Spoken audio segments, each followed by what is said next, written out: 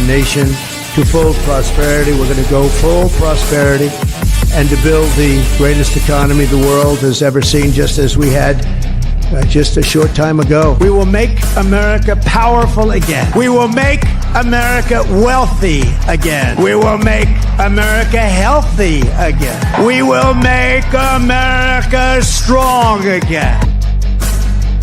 We will make America proud again. We will make America safe again. And we will make America great again. Great again. Great again.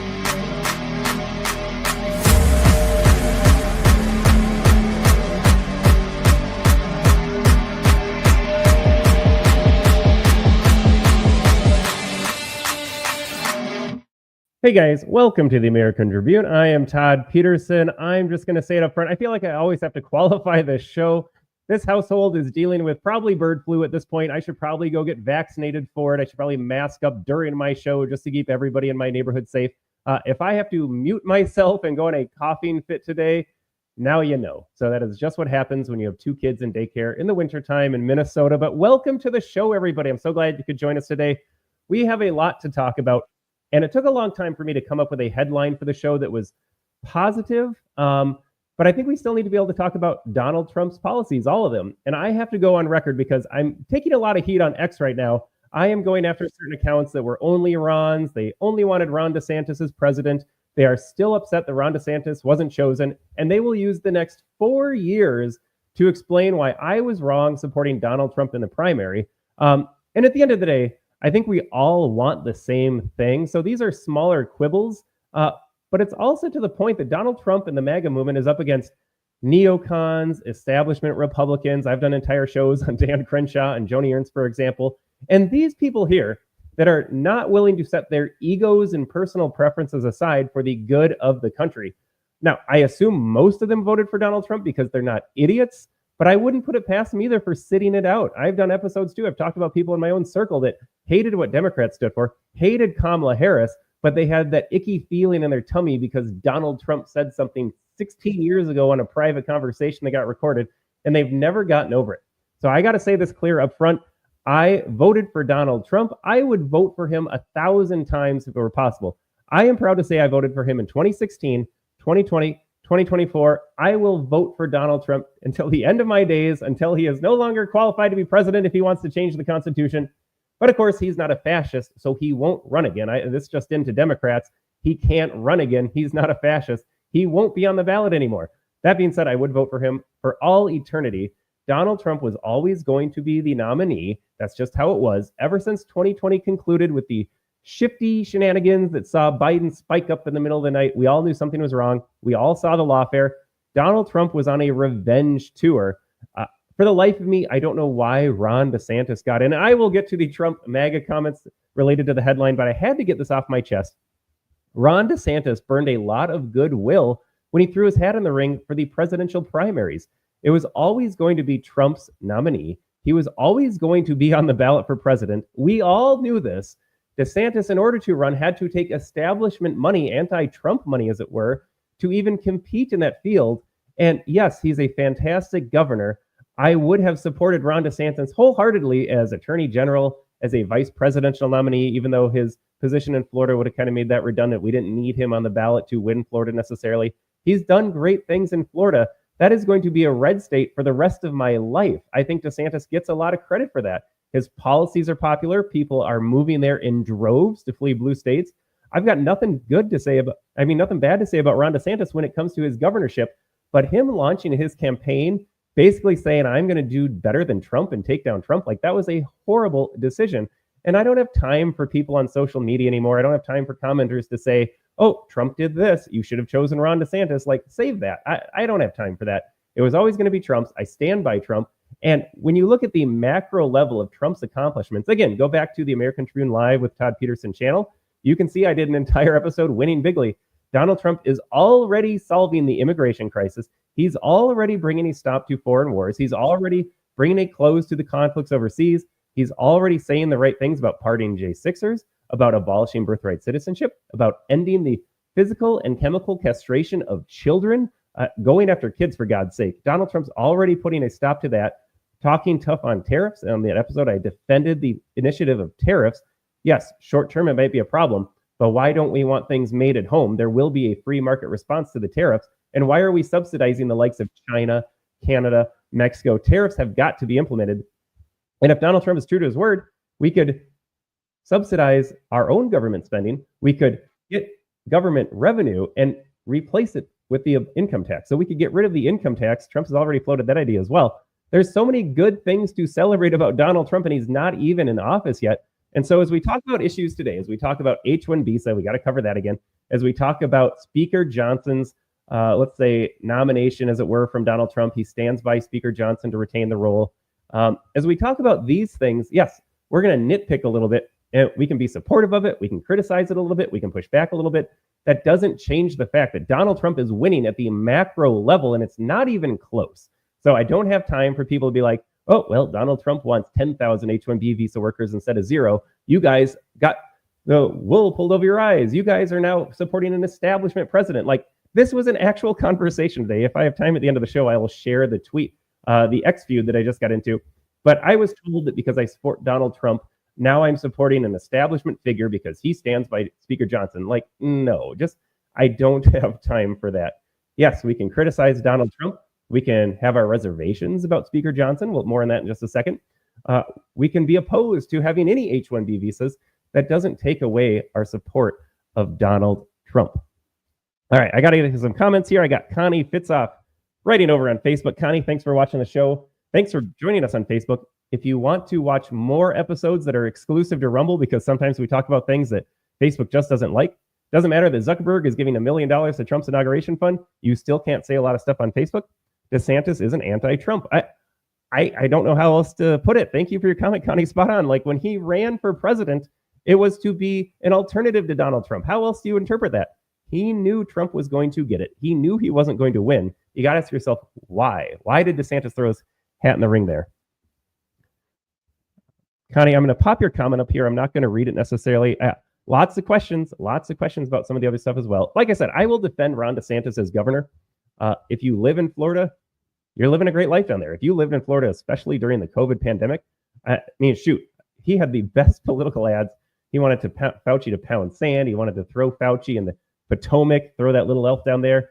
His policies liberated people during the insane tyranny we saw. As governor, again, Ron DeSantis has been great. I wish we could replicate Ron DeSantis in every red state in this country. But the fact remains, Donald Trump was always going to be president. Donald Trump is the incoming president. It's time to coalesce around that. Why are we wasting our time saying, I told you so, because this one policy disagreement, you guys were deluded, you guys got taken for, it should have been Ron DeSantis. Like, we don't need that division in the party. We can have these conversations. I'm going to get into the conversations. Heck, I'm going to even point out where I disagree with Donald Trump on some issues right now.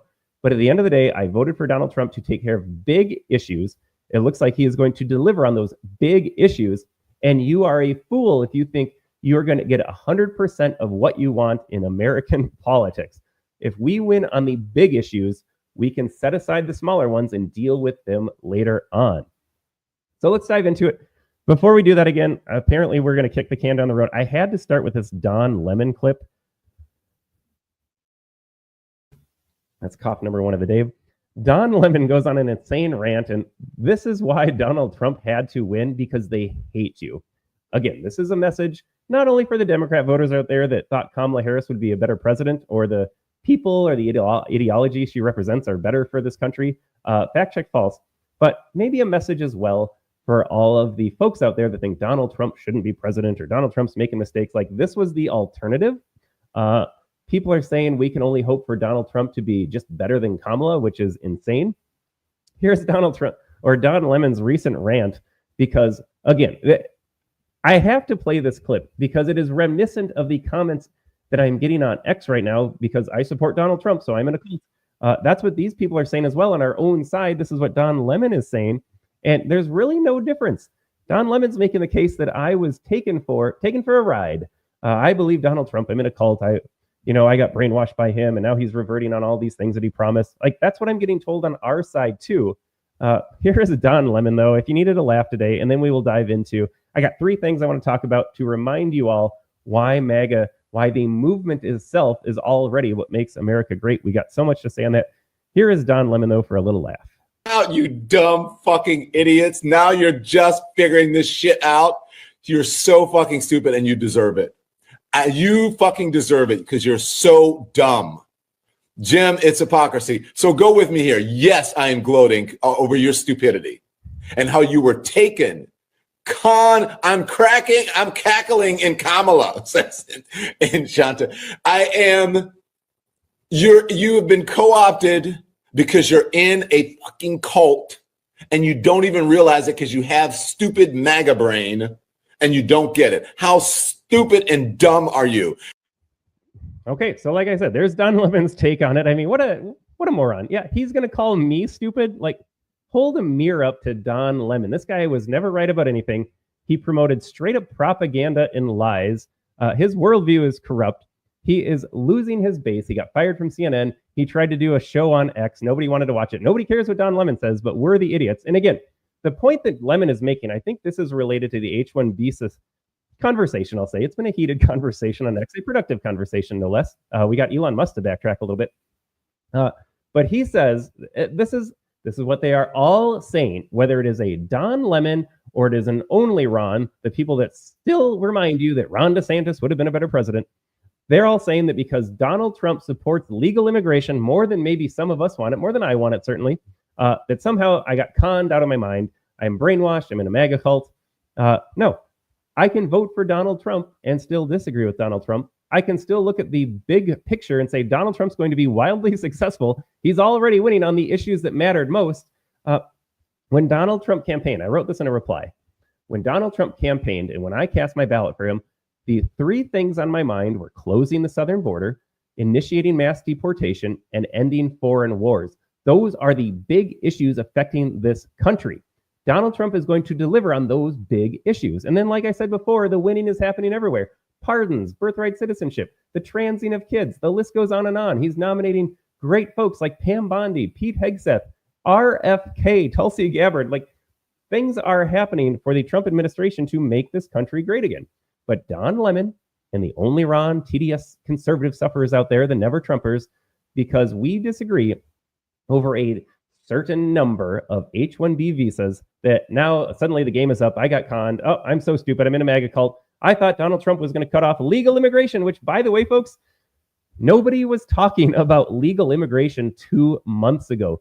This is how you know we are winning the culture war. This is how you know we're winning in politics. Nobody was talking about visas, legal immigration on election day. They were talking about illegal immigration, violent illegal criminals in this country. And the fact that we are just taking all of that for granted now, we just assume Donald Trump is going to solve the border situation. We just assume he's going to initiate deportation, at least of criminals to begin with. I'm fine with the National Guard rolling in and getting rid of everybody. I think there's something to be said as well about self-deportation. You just cut off all the benefits, and these people are like, well, I guess I'm going home. Or, well, I'm going to deport you, mom and dad. Your kid's a citizen, but if you want to stay together, you all got to go back. There are other ways besides just National Guard. You can initiate self-deportations as well if you get the right policies. This is what we voted for. And the fact that we are talking about legal immigration being a con, the H-1B visa situation is a scandal. Nobody had this on their radar. We are winning right now. The fact that we're having this conversation is proof we are winning. And so Don Lemon, again, the same thing that I'm getting told by supposed conservatives is that now Donald Trump has a different policy or a different perspective right now on this one issue that nobody even talked about 2 months ago. 95% of Americans had never heard of H-1B before this past week. But now suddenly I'm in a MAGA cult because we have a different policy idea about what these visas should look like. It is absolutely insane, folks. I can't stress this enough. It is absolutely insane. I have to say this again. Nobody had heard of an H-1B visa before last week. No one was talking about legal immigration getting fixed on election night. We had bigger issues to focus on. The fact that we are focusing on now, yes, these are important issues. They weren't the biggest issues. That is proof of winning. All right, so we got to talk about the H-1B visa thing. I think I have a picture here. And we got to make the picture look good. Apparently, we don't have a picture. The H-1B visa scandal is that American workers are getting hosed because you played the game like you thought you were supposed to. Work hard, go to school, get a degree, the jobs will be waiting for you. We were told that. Americans were all told that. And then it turns out all of these tech companies specifically, but accounting firms are guilty. It's fun to watch some of these influencers that have big companies. Patrick Bet David, turns out he needed some H-1B visas. Donald Trump, Elon Musk needed H-1B visas. So they go overseas, they hire foreign workers that are willing to get paid less, and in fact do get paid less. Companies are not on the hook for payroll taxes for these folks. And why wouldn't you hire them if you could pay them less and save money for the same line of work? Now, the obvious answer to this is that this is a scandal. This is corrupt. Our government exists for one purpose and one purpose only, to protect its citizens. Yes, a border is part of that. We already talked about the border. Donald Trump is winning on the border issue. But protecting its citizens means securing jobs for them that they are able to do and should be doing. Why do we have any H-1B visas if there are American workers here capable of doing that work? You, the taxpayer, are subsidizing these companies to hire cheaper labor. That's all this is. Obviously, this needs to get fixed. And so MAGA movement, this is why MAGA is what makes America great. We looked around and we said, hold on a second. Why are all of these foreign workers taking the jobs of Americans? And so this started a very healthy conversation, and it got heated. Elon Musk called us all effing subtarbs. We got accused of racism, more on the woke right in just a second as well. This was a good conversation to have. But again, to my larger point, this is a conversation that wasn't on anyone's radar 2 months ago. So the fact that we're having this conversation is proof we are winning, because now we are moving the goalposts to say, okay, let's keep making America great again. And I guarantee there will be fixes to the system. Right now, the cap is at $65,000 a year. If Donald Trump cuts it in half, that's already winning because it's better than it was before. But MAGA, America First Patriots, spoke up on social media, X specifically, and they said, hold on, Trump administration. Hold on, Vivek Ramaswamy. Hold on, Elon Musk. You are letting foreigners take the jobs of Americans. This isn't right. Make America great again. America first means putting Americans first. And so we pushed back on what Vivek and Elon had said. I covered that in our podcast last week. You can look at Freedom from the Press here. And of course, people had to take the you're a racist angle. You don't want Indians in America. And the fact remains, I don't want any of these immigrants in America. I want Americans to have these jobs if they're capable of it. Why wouldn't everybody want this? How are we not all on the same page to say Americans should have these jobs first? That is the point of a nation state. A nation state exists to allow its citizens to thrive. I am not responsible for making other nations' citizens thrive. I'm responsible in America for making my citizenry thrive, for my economy to be stronger, for the people that I represent supposedly to improve their lives. I'm going to read this comment from Connie. Again, Connie's over on Facebook. Connie, I encourage you to check out the Rumble app or go on your desktop, rumble.com. You can search for us at the American Tribune Live with Todd Peterson. And yes, the fact remains, and this is where it is convenient, because as Connie writes, Indians are literally replacing American workers. We are seeing American Western culture changing into a third world culture right before our eyes. And then Connie shares a video. I'm not going to be able to pop up the video here. But because they are Indians, because the woke left and now the woke right, I hate the term woke right, they're able to be like, oh, look, MAGA's racist. They don't want brown people coming into this country. They are ignoring the fact that we are talking about immigration. Immigrants come from all over the world. It doesn't matter who they are. They are immigrants. Therefore, they are not Americans. Therefore, they're not entitled to these positions. And yes, there is a sense of entitlement, because why does this country exist if its citizens can't prosper? Then we got to rethink the entire agreement here between the people and its governance. And then, of course, these centrists, these fake conservatives, they lobby the term woke right. If you stray too far from the middle, because you've got to have legal immigration, we're a country of immigrants. If you don't want them, you're woke right. And you're now supporting DEI. They accused us. Someone like me, Tucker Carlson, anyone that just says, I want this country to put its citizens first, they accused us of being what it's called woke right, because we felt entitled to these jobs. They said, you're taking on the oppressor-oppressed narrative, the victim narrative, and they could not be more wrong.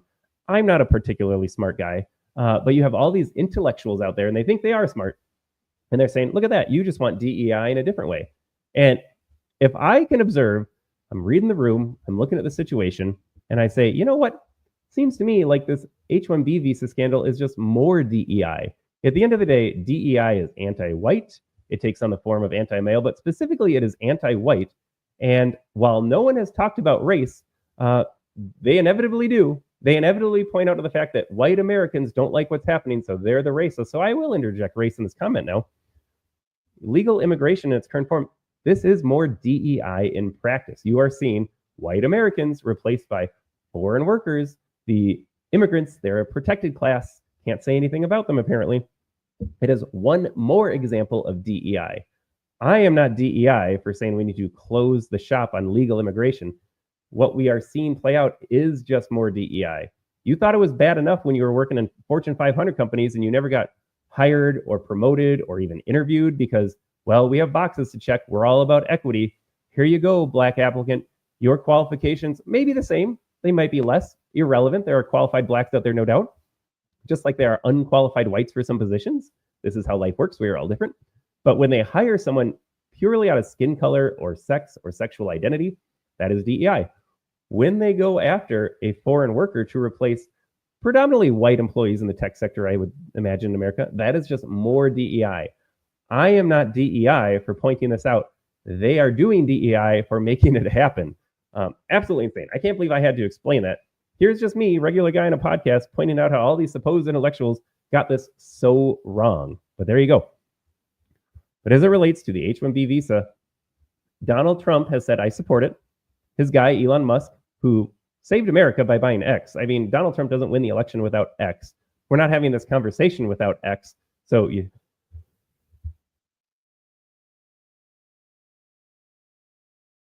Okay, cough number 2 of the day. So yes, Elon Musk, mixed bag right now. And he called us a lot for disagreeing with him, for disagreeing with the position of the Trump administration. And guess what? That's okay. No other political movement allows for its voters, its base, to critique them. When was the last time anyone stepped out of line as a Democrat? When was the last time anyone stepped out of line as an establishment Republican? Like, that just doesn't happen. MAGA is what makes America great again, because we are willing to push back on our leadership. Musk and Trump, 2 billionaires who will be heading the country come January 20th. And no, Elon Musk is not co-president. No, he's not conspiring, like Whoopi Goldberg said, to take over the presidency. But yes, he's an influential voice in the Trump administration. Fine. We pushed back on that. We said, I don't care what your credentials are. I don't care what your net worth is. I don't care what other successes you've had. I'm an American citizen, just a regular guy that goes to work, supports his family, wants to be left alone by government. And I think you're wrong on this issue. And we spoke up en masse, and we let our voices be heard, and we pushed back on Donald Trump. This doesn't mean that Trump was the person to be president. This doesn't mean we don't support Donald Trump anymore. People are trying to make all sorts of wild claims. It means we are American citizens. These are our concerns. We elected you to represent us. Let's get some changes on this front. And again, I got to say it again. No one was talking about this 2 months ago. The fact that we're talking about it is proof that we're winning. We are shifting the goalpost in our direction. This is all a good thing. And you have already seen Elon Musk walk back his statements. Donald Trump, in 2016, he was talking about this in 2016. I don't think anyone remembers anymore. I think there will be changes to the system, and that is a good thing. Now, in my perfect world, again, I don't know why this is such a controversial take. The H-1B visa situation should be for the world's best and the brightest. I have no problem with tech companies, other companies, if they can't fill a position that requires some genius level, Mensa level guy, pick them out from around the world, that is fine. We're talking about the 0.01%. But when you get entry-level coding, entry-level accounting, that should be an American job. And our government should be protecting its workforce, its citizens, from corporations just paying out less money for its workers, again, saving on payroll taxes, and us subsidizing all of this at our own detriment. So again, it's not a complicated situation. That is my take on it. I would love to see Donald Trump come out in that position. But if he meets me halfway in the middle from what the system currently is to what I want, I'll take it right now. Again, there are bigger issues I want him to focus on. Could he do it all? Sure. Do I expect 100% of what I want to happen? No, because the only person you will agree with 100% is yourself. I don't expect Donald Trump to have Todd Peterson's entire worldview, let alone be able to legislate that with all of the corrupt Republicans in the House and Senate. So no, I don't expect it all to get done. This is not a cope. This is a reality. But if he can fix the system even slightly and we continue to have these conversations, great, then we're winning. As far as Speaker Johnson, I had all these great images and videos. I don't have anything else up there as well. But as far as the Speaker Johnson appointment, you can go on my X timeline. You can see that I am criticizing Johnson left and right for a long time. How long has he been Speaker? That's how long I've been criticizing him. Johnson has been an abject failure. This is not up for debate. Name one thing he did as House Speaker. I believe they impeached Mayorkas. That was never going to get anywhere. Never impeached Biden. Never impeached anybody else. Never. Did we get some tapes from J6? Maybe. Did that change anything? I think the shaman got out. Did anybody else get out? Speaker Johnson was handcuffed. You had a Biden administration. You had a Democrat-run Senate. Doesn't change the fact that he didn't do anything. Cop number 3. And what's worse, he kept sending money to Ukraine. He kept passing all of these Democrat just dream list of spending bills. Speaker Johnson has been horrible. No love lost between him and I. I don't like what he has done. That is an understatement. But now Donald Trump stands by Speaker Johnson. And so here is the fork in the road again for folks. And this is where you get the Don Lemons. This is where you get these never Trump, only Ron conservatives. And they say, see, Donald Trump's establishment. Donald Trump lied to you. He stands by Mike Johnson, blah, blah, blah. The fact remains that we voted for Donald Trump. Donald Trump wants Mike Johnson. I will give him a shot now. Mike Johnson is stepping into the speakership role with a Republican-led House, a Republican in the White House, and maybe things will be different. I'm not a child anymore. I'm not naive. It won't all be perfect.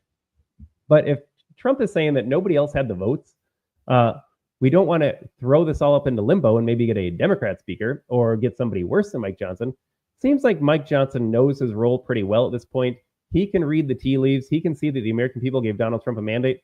If Mike Johnson is up to the job and all he has to do is promote the Trump agenda, just get bills on the floor that are healthy for this government and for the American people, at the end of the day, I don't care who does that. I just want someone to do it. Maybe Mike Johnson will be different. I am willing to trust Donald Trump. Doesn't mean I'm in a cult. Doesn't mean I'm brainwashed. But Donald Trump's political savvy is unquestionable. And if he stands by Mike Johnson, I will give Mike Johnson a chance. Mike Johnson can be establishment through and through. He can have funded Ukraine for the last 2 years to the tune of, I don't even know how many hundreds of billions of dollars at this point. But if he's good enough for Trump, he is good enough for me right now. Would I love to see a Speaker Massey? Absolutely. But if Mike Johnson, like I said, promotes the Trump agenda, then it doesn't matter who it is right now. We have bigger fish to fry. And if Mike Johnson doesn't deliver, you can always introduce a motion to vacate. It's not like this is a done deal for the next 4 years. We're stuck with Mike Johnson. At any time, we can find somebody else. But right now, Donald Trump, and I think what Donald Trump is doing is just getting this out of the way. He doesn't want to get inaugurated and then deal with this. And again, I'm on record. You can go find my other tweets, other podcasts. I fully supported Matt Gaetz getting rid of Kevin McCarthy, throwing the House in turmoil. I was all there for it. Kevin McCarthy had to go too. I am fine with that happening again, but it would have been detrimental to Trump's administration to walk into the White House and deal with that headache right away. All right, folks. Gloria writes in the comments, I am blocking and deleting Gloria. Don't reply to Gloria. She is a troll. She will take all of your money. Only bad things happen if you interact with Gloria. They always have a pretty picture. They always say they want to be your friend. She's not interested in being your friend. So we are blocking and deleting Gloria's comments. I don't want to waste your time with that. Just doing a little deleting here. Gloria, thanks for stopping by. It helps the algorithm, I suppose. I'm deleting you. So there goes Gloria. All right. Wrapping up, that was cop number 4 for those keeping track at home. To wrap my Speaker Johnson comments up, we can dislike what he has done as Speaker. And again, that's an understatement. He sold out this country. He might as well have been a Democrat. But now he's Donald Trump's guy. Donald Trump steps into the office. He won't have to have a headache of figuring out who's going to be Speaker for 3 weeks. And again, I'm on record saying that's okay. I don't need that to happen on day one. Let's get Republicans in line. Let's figure out the House situation. Let's figure out the Senate situation. Let's get some appointments confirmed, some nominees confirmed, and let's start enacting the Trump agenda. So I think this is a smart move by Donald Trump. Is it perfect? No. But let me go back to some other comments because they're all related. on election day, early November this past year, you didn't vote for Donald Trump to get Thomas Massie as speaker necessarily, or whoever people want to see out there. Poll someone, they'll all give you a different speaker name. That wasn't the main issue on our mind. The main issue, to repeat, was the border, the foreign wars, the economy. Those were the big issues. House Speaker would be a gift to us if it was a Thomas Massie, but that wasn't why we voted for Trump. So we're not dealing with these. They're important, but they're secondary to the larger, more important issues. Figure out the House Speaker role. We've done that. It's not going to be a conversation come Inauguration Day, and hit the ground running here. All right, Connie, you might as well be my co-host on the show. Connie writes, Trump is saying unless Massie and Roy stop obstructing and extend the debt ceiling, America will enter a Great Depression. I mean, that's kind of the rock and the hard place Donald Trump finds himself in. I'm on record saying, and again, I'm not Nostradamus here, I'm not some genius, but it seems pretty clear to me that Democrats and the media, after they lied to you about Donald Trump being Hitler and a white supremacist and a fascist, they kind of ran out of things to say and do. Like, the American people saw through the lies. Democrats don't necessarily seem interested in wide-scale obstruction. I don't know what they could do. January 6th is next week. I am on record saying I don't think anything's going to happen. I think you'll get a few voices out there so you can get some headlines, rile up the base. But I don't think wholesale obstruction is going to happen. I think Donald Trump has the electoral counts validated, confirmed. I think he gets inaugurated. I think what they're planning for is a collapse of our economy one way or the other. You can see this in how the Fed is reacting with its interest rates. We are absolutely in an inflated bubble. This has to crash at some point. I think they're planning on harming the economy. Democrats hate you so much. The establishment hates you so much. They are willing to ruin your economic life just to stick it to Donald Trump and say, Trump's bad. Trump couldn't manage the economy. Vote for us in 2028. That's what I think is going to play out here. Yeah, as far as them not extending the debt ceiling and entering a Great Depression, part of me thinks that might happen either way, because that will be the playbook. That will be the thing to run on. They'll say, Americans, do you want a strong economy? Vote for us again. I think that might happen in 2028. But yes, everyone has their principles, and I love these conversations too. Massie and Roy, they're so principled. They won't support the Donald Trump agenda. I get it. You got your principles. You say, I am libertarian. I'm small government. I don't want any more government spending. Get spending under control. All that is true. And at the end of the day, it kind of just hurts the Trump agenda, though. So it's kind of focusing on the tree and ignoring the forest. Jerry writes, I think we should give Johnson a shot, but if we need, we can remove him. Jerry or Gary. I think it's a soft G. I think it's going to be a Jerry Fuller. Thanks for watching. Thanks for commenting. You're over on Facebook as well. I encourage you to head over to Rumble. The show is the American Tribune Live with Todd Peterson. This is my position. I don't know why this is so controversial. Give him a shot. If it doesn't work out, get rid of him. That's it. What worries me, Jerry continues, is the choice of Elon and Vivek.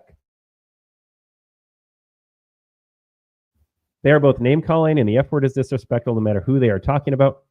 You can disrespect them if you want, but choose your word in public. Yeah, I'm kind of with you. Here we are getting all upset about Mike Johnson. Like, Donald Trump's got Vivek and Elon who completely misread the situation, and I think intentionally misdiagnosed the situation. Like, they certainly understand that their companies are hiring cheaper labor at the detriment of the American citizen. Like, I can come to this conclusion. They can certainly come to that conclusion. So they misrepresented the problem, but Trump stands by them. Nobody else is calling that out. Cindy writes over on Facebook, I think Mike Johnson will do everything Donald Trump wants him to do now. Cindy, like I said, I'm not hopelessly naive. I'm a grown adult that has been around long enough to know that you'll always be disappointed in politics. But I agree with you, Cindy. I think Mike Johnson will do that as well, because Mike Johnson knows if he doesn't, he's out. And again, you can get him out. He's not there for 4 years alongside Donald Trump. He's there so long as there is a majority in the Republican caucus that supports him. And these guys are concerned about their own reelection. They don't want to have to defend to their constituents in 2 years, yeah, I supported Mike Johnson and he's been a terrible speaker. They don't want to have that conversation with their own voting base. I am on record. Here we are dealing with a little head cold here. Give me a second. I'm on record. I agree with you, Cindy, that Mike Johnson will promote the Trump agenda. And if he does that, that's all I care about. That is all I care about. It could be Johnson. It could be whomever. If they put bills on the House floor and they get votes, they whip up the votes, to help Donald Trump's agenda, which is the American people's agenda, then great. And if not, get rid of him. It is not a complex situation. You can't be Don Lemon. You can't be all these never Trumpers to say, see, I told you so. He supports Mike Johnson. He's establishment. No, if he supports the agenda, I don't care what he is. And then if he's not doing his job, you just get rid of him. It seems so uncomplicated. Folks, let me know in the comments below. What am I missing? Why is this so hard? People need their rage bait, their clickbait. They monetize on X, so they say outrageous things. They have their own following that they have to appease. And so I'm not going to name names. You can go to my X profile and see some of the conversations I've been having lately with some of these Never Trump accounts, the Only Run accounts. They have to say this stuff. They're so committed to their worldview, and they're so committed to monetizing over on X in this case, that they're not going to say the wrong thing. Otherwise, they get unfollowed, and those losers will go find someone else to follow. Yep. I'm going to pop Stella up here as well. Stella, thanks for watching over on Facebook. Thanks for commenting. He sure smiled when Biden gave money to Ukraine. Uniparty. Yeah, I mean, Thomas Massey shared a great clip. I should find that clip, actually. I wonder if I can multitask and find the clip and talk at the same time. Thomas Massey released a video. It was a reminder of when we first sent money to Ukraine, the first of countless times here. Okay, here it is. I'm just going to download the video. Yeah, Mike Johnson was cheerleading all of the money going to Ukraine. That is the biggest red flag of Mike Johnson, no doubt. No debate here. I'm not defending Mike Johnson's role as speaker in the least, but I am optimistic that he will turn things around because it's a new sheriff in town. It's not Biden in the White House, it's Trump. It's not Democrats in the Senate, it's ours. So I think so will change. But take a look at this video from Thomas Massey here.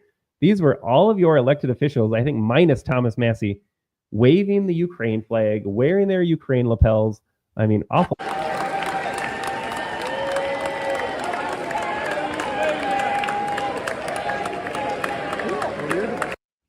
I replied to Massey and I said, you have never seen so much unity in the establishment in Washington, D.C.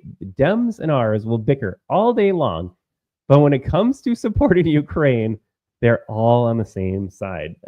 Shouldn't that give us some gigantic pause? The only time they've ever come together is that moment right there when they could wave some other nation's flag.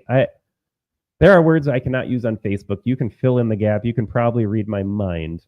Just a wild moment, surreal moment. The fact that all of our elected officials on both sides of the aisle that will yell at each other all day long and call us all, depending on what party we belong to, horrible names. When it comes to sending money overseas for foreign wars, they're on the same team. How about that? Okay, the last bit I got to get into here, headlines coming up yesterday. And again, this is going to be where I differ with Donald Trump. And again, for all the never Trumpers out there, even for all the MAGA folks out there, this doesn't mean I don't support Donald Trump. He's delivering on the biggest issues, the issues that matter most. But Bernie Sanders, trending yesterday, he announced that he'll introduce legislation to cap credit card interest rate at 10%. I have a lot of comments on that. But you know who else supports 10% caps? Donald Trump. Take a listen to this when he was on the campaign trail. And while working Americans catch up, we're going to put a temporary cap on credit card interest rates at 10%. We have no choice. They're getting 22, 25%. We can't let people have to pay 25% and 22% interest because they can't afford to pay off their credit card. We're going to cap it for a period of time at 10%. We will terminate the Green New scam and spend the trillion. Uh-oh, we can't play that part on Facebook. So there's Donald Trump talking about, notice the words though, he didn't speak accidentally. He said a temporary ceiling, a temporary cap of 10% on credit card interest rates. Again, the headline yesterday about Bernie Sanders introducing legislation to cap credit card interest rate at 10%. I don't like this idea. I don't like the idea of government intervening in, hard to call it a free market. We do not have a completely free market. No doubt Visa, MasterCard, American Express, all these guys have a nice, cozy relationship with your politicians. So it's not a free market in the real sense. But I don't like this government plan to put a cap on credit card rates. Number one, if you're like me, you're not paying it's usury, but you're not paying 22, 26% because you're not spending the money you don't have. You're not racking up credit card debt. You're using a credit card like a debit card, but just getting rewards. And I understand there are people out there, they're not making ends meet. They have to use a credit card to buy groceries. Those folks are outliers. But as I look at the system as a whole, and I think Donald Trump was saying that partly as just a campaign deal, partly looking at the situation saying, I want to help Americans.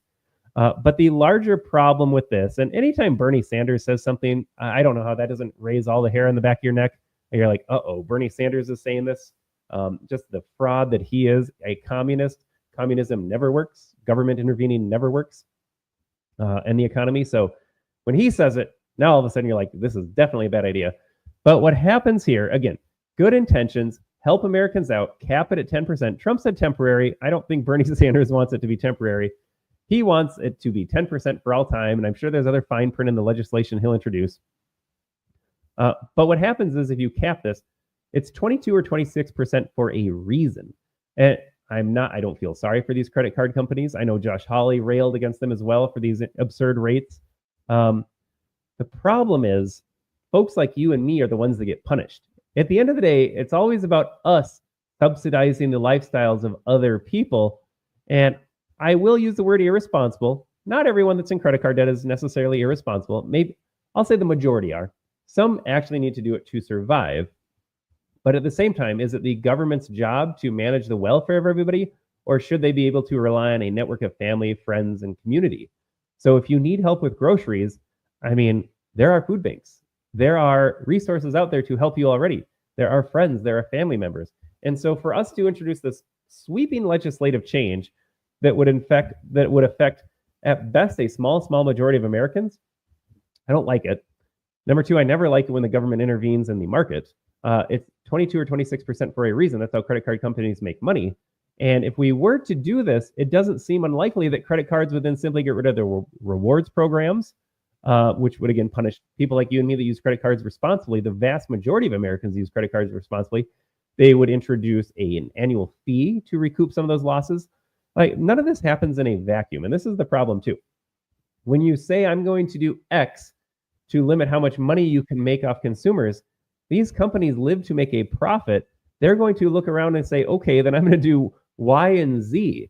Okay, so I can't charge 22% on I don't know, a lot of people that have maybe lower credit scores to begin with are not responsible with money. If I can't recoup it from them, then I'll just go after the folks that are responsible. Okay, there goes your 3% cashback reward. Okay, there goes your free credit card. Now it's a $100 annual fee. You and I would essentially be subsidizing the rest of the country. And I don't like that. I like getting my rewards. I like not having annual fees on certain cards. This is a good thing. I am entering into the market with that in mind. You could equate it to healthcare as well, where young, single, healthy people are subsidizing healthcare costs for older, unhealthy Americans as well. Government got involved because it was a noble initiative. See if our screens pop back on. I think we lost a screen. All right, we got a black screen. That's fine. The same thing goes, though. It has a noble goal of helping people that need healthcare, noble goal of helping people that are stuck in credit card debt. But there's always a consequence, and the consequence is punishing people that are responsible, that are healthy, and is that the best way to do things? So yes, I'm going to disagree with Donald Trump on his proposed credit card temporary. Again, Trump said temporary. Bernie Sanders, nothing about government programs is temporary. What's the Thomas Sowell quote? There's nothing so permanent as a temporary government program. Like, that's where I see this headed. And again, if credit card companies are looking around and they're saying, I can only get 10% out of these folks, well, no. Number one, I'm going to charge the reliable base. I'm going to charge them an annual fee, or I'm going to reduce their rewards. But what also happens is you're going to cut off credit entirely. And, you know, I don't think that's a bad thing. If you're, anyway, I don't want to speak ill of anybody. People have different circumstances. But if you're stuck in the cycle of paying 26% on debt and you have revolving credit card debt, maybe you shouldn't have a credit card in the first place. Maybe you should be paying cash so that you are responsible with your money. If I have $1,000 coming in, I'm not going to spend $1,000 more as it goes out. So you would limit credit card access to people. And again, good and bad. Good, so maybe they don't find themselves in that debt trap, that debt cycle, but bad because you just shut a lot of people out of the credit card market. So it goes both ways here. So that's where I'm going to disagree. But the MAGA movement, I'm going to go back to the headline here, is what makes America great, because we can have all of these conversations. I can speak freely about my thoughts on Speaker Johnson. I can speak freely about my thoughts on the credit card proposal. I can speak freely about the H-1B situation. And that's fantastic. We're having productive conversations. We are changing policy in real time. And if you need proof of that, just look at what happened during the continuing resolution that came up magically right before Christmas break, when all the politicians would go home, all Americans would be spending time with families, not being on social media. Remember, they could have funded pediatric cancer research back in like February and March, but Democrats tabled that until they lumped it into the CR, and then they had a headline to say, "Oh, dastardly Republicans hate kids with cancer." We shut that down so fast on social media. MAGA did. MAGA specifically. They pointed out the absurdities, the lies, the hoaxes of Democrats and media once again. And we got the 1,500-page bill reduced down to like 118 pages. That is winning. That is the power of the MAGA movement. Our voices are heard. Our voices are correct. Not only are they heard because Dems and leftists, they shout all day about nonsense, but when we shout with morality and justice and truth on our side, and we say, this CR bill is a disaster. This H-1B visa scandal needs to be addressed. Speaker Johnson, we have real concerns about him. Credit card dropping on the rates. I know this is not a huge conversation, but I wanted to bring it up today because it kind of proves my point. We can push back on this a little bit. We can say, I don't like the idea of you intervening in the market, because now there's going to be all of these dominoes that fall that have real impacts on other Americans. So it's not a vacuum. You don't just end the 10%. You don't end 26%, drop it down to 10, and that's it. There are other things that happen. But MAGA speaks up when we don't like what's seen. And we've never had this before in a political movement. It was always top down. I had Barack Obama as the best example. Whatever he said, that was gospel. And Democrat voters were just like, yes, more of that, please. More government from Barack Obama. Just tell us what to think. Just tell us what's bad in society. We will do and agree with whatever you say. Donald Trump's populist movement, though, the America First movement, MAGA, doesn't work like that. Yeah, he's going to do things as policies, but we elected him because he was saying the right things and promising to do the right things. And we saw in 4 years that he did the right things. And when we don't like what's happening, we're not sitting around waiting for Donald Trump to tell us the next great thing. We're saying, Donald Trump, you need to address the visas. You need to address Speaker Johnson.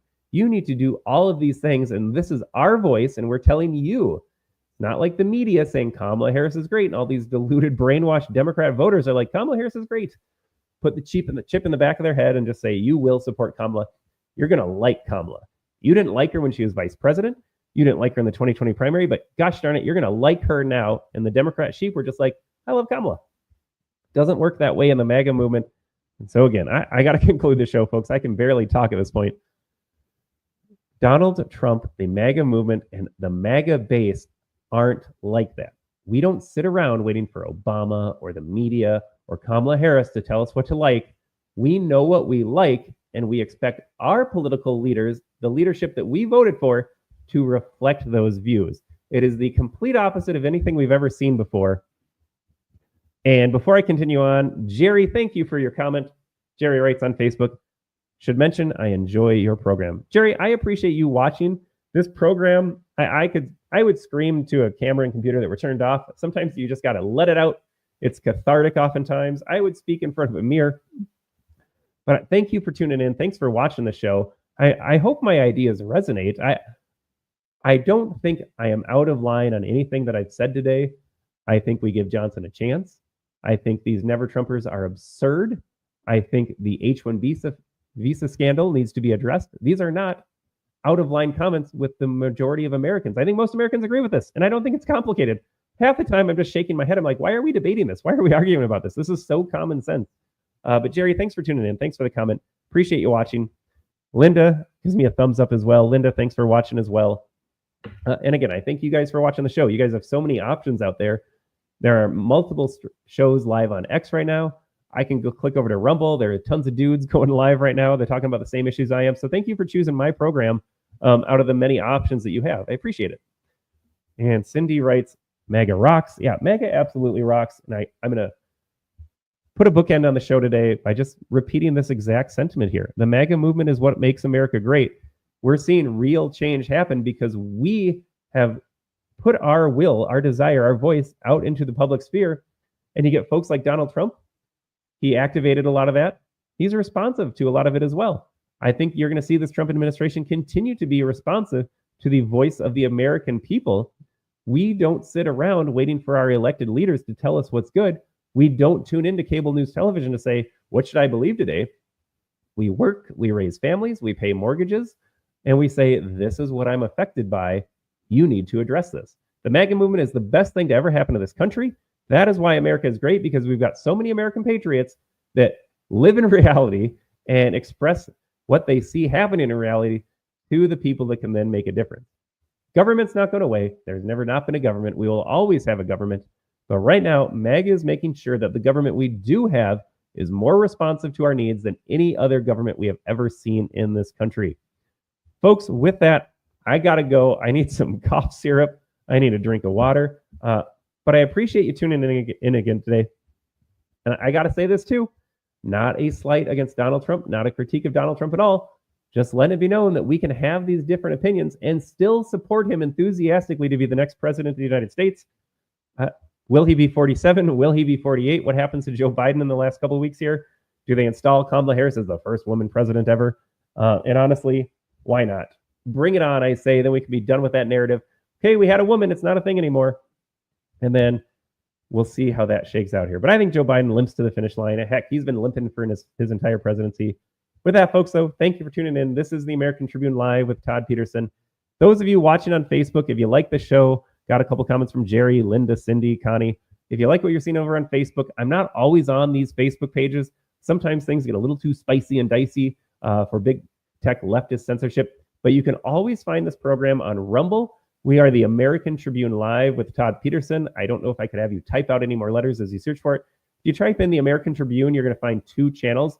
We've got our main channel, the American Tribune. That's where I do daily commentary. I upload videos every day, commenting on the news cycle. And then if you let that populate in the search bar, you're going to find the American Tribune Live with Todd Peterson. That's where we do live shows every Tuesday and Thursday as of right now. Looking to ramp this up to make it a daily show in the near future. And you get more thoughts from me. But like I said, thanks for tuning in. Appreciate you watching. You have a lot of choices out there. That you chose to watch me means a lot. But I hope you guys have a great rest of your Tuesday. Have a happy new year. Happy New Year, everybody. It is 2025. I can hardly believe it. But we'll see you back in the new year on Thursday, 9:30 a.m. Central at the American Tribune Live with Todd Peterson. Catch you then. Starting on day one, we'll implement a rapid series of bold reforms to restore our nation to full prosperity. We're going to go full prosperity and to build the greatest economy the world has ever seen, just as we had just a short time ago. We will make America powerful again. We will make America wealthy again. We will make America healthy again. We will make America strong again. We will make America proud again. We will make America safe again. And we will make America great again. Great again. Great again.